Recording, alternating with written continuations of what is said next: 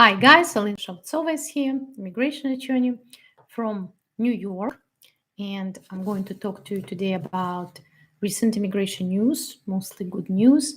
We're going to talk about positive changes finally in immigration courts, which are very, very important for those of you who are in removal proceedings, potentially may face removal proceedings.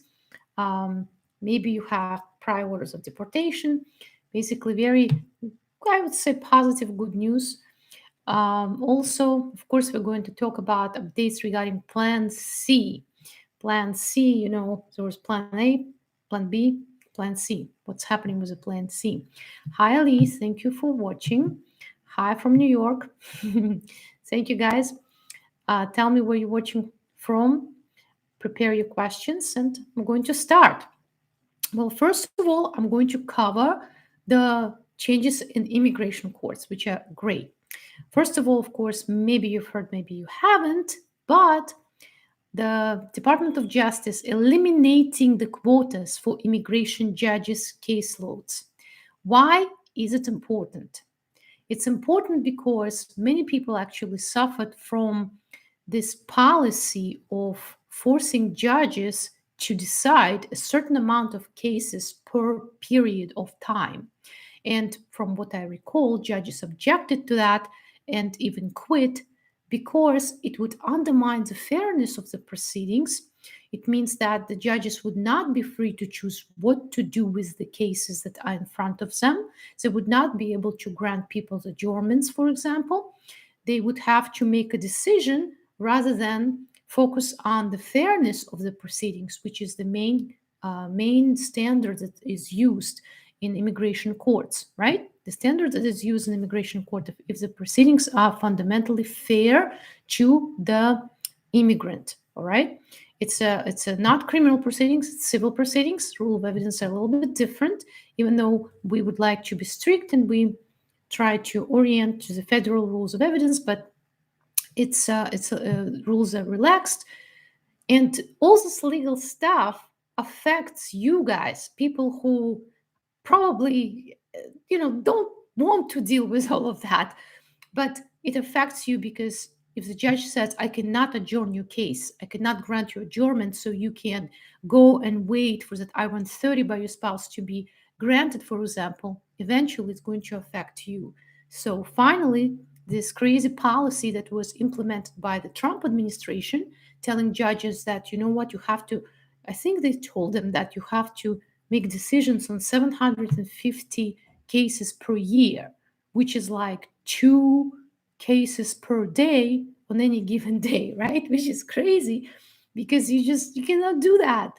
It's crazy.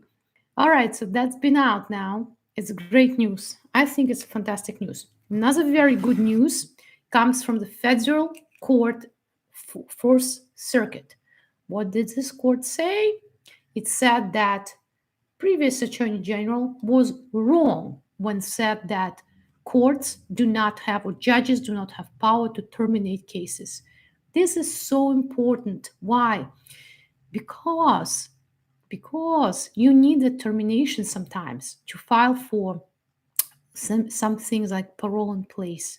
You need the termination of your proceedings to be able to get out of the immigration case and immigration proceedings and file something with USCIS. For example, it makes you really nervous. You have an option to file for adjustment of status with USCIS or with immigration judge. And of course, many people would be like, I don't want to deal with the immigration court. It makes me stressed out. I do not know if I will have a different judge and he would like to deport me one day, right? So you probably would like to get out of the immigration court and go to USCIS.